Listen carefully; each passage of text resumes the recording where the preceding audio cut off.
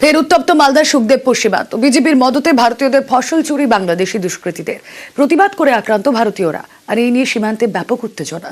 বাংলাদেশিদের শায়েস্তা করতে টিয়ার গ্যাসের শেল ফাটায় বিএসএফ।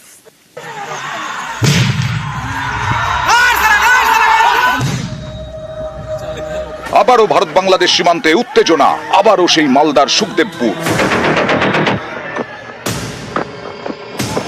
সীমান্তে মুখোমুখি বিএসএফ বিজিবি। ভারতীয়দের লক্ষ্য করে একের পর এক পাথর ছোঁড়ে বাংলাদেশিরা।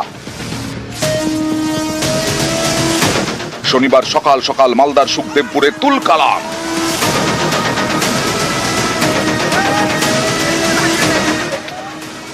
বাংলাদেশিদের শায়েস্তা করতে টিয়ার গ্যাসের শেল ফাটায় বিএসএফ।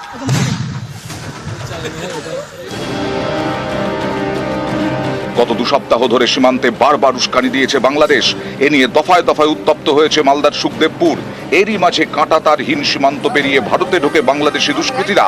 ভারতীয়দের ফসল চুরি করে নিয়ে যায়। এত ক্ষতি, সুন্দর সুন্দর গাছ, আমের পাতা, অভিযোগ অনুপ্রবেশ এবং ফসল চুরিতে মদত দেয় বিজিবি। শনিবার সকালে চাষের কাজে ভারতীয় কৃষকদের বাধা দেওয়া হয়। এর প্রতিবাদ করতেই ভারতীয়দের উপরে হামলা চালায় বাংলাদেশি দুষ্কৃতীরা। বিজিবির সামনেই বাংলাদেশিরা তাণ্ডব চালায়। আমাদেরই গম কেটে নিয়ে আমাদের ইন্ডিয়ান লোকের উপরে বিজেপি প্রত্যক্ষ বিজেপি দাঁড়িয়ে রয়েছে, তার সামনে পাথর ছুটছে। ইন্ডিয়ার পাবলিককে মারতে শুরু করে, তখন সব গ্রামবাসী ছুটে যায়। আর বিএসএফ এই ঝামেলার মধ্যে 4টি ওই হাত বমগুলো ফুটায়। একজন বিএসএফ কাম হয়েছে, 7 জন আমাদের গ্রামবাসী ক্ষতি হয়েছে, আকাম হয়েছে। ভারতীয়দের সুখদেবপুর সীমান্ত থেকে সরিয়ে দেয় বিএসএফ, কিন্তু ওপারে চাঁপাই নবাবগঞ্জে বিজিবির সঙ্গে দাঁড়িয়ে থাকেন বাংলাদেশি নাগরিকরা।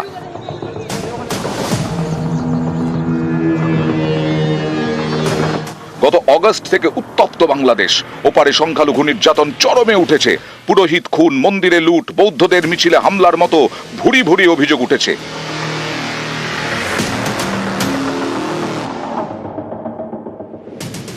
পদ্মাপাড়ের পরিস্থিতি এমনই হয়েছে যে সংখ্যালঘুরা প্রাণ বাঁচাতে দেশ ছাড়ছেন। শুক্রবার রাতে এমন এক হিন্দু পরিবার এপারে চলে আসে। তাদের গ্রেফতার করে জলপাইগুড়ি পুলিশ। এক মহিলা এবং এক কিশোর সহ 7 জনকে গ্রেফতার করা হয়। তারা বাংলাদেশের দিনাজপুরের বাসিন্দা। কোচবিহারের হলদিবাড়ি সীমান্ত দিয়ে ভারতে ঢোকেন বলে জানিয়েছে পুলিশ। নিউজ 18 বাংলা।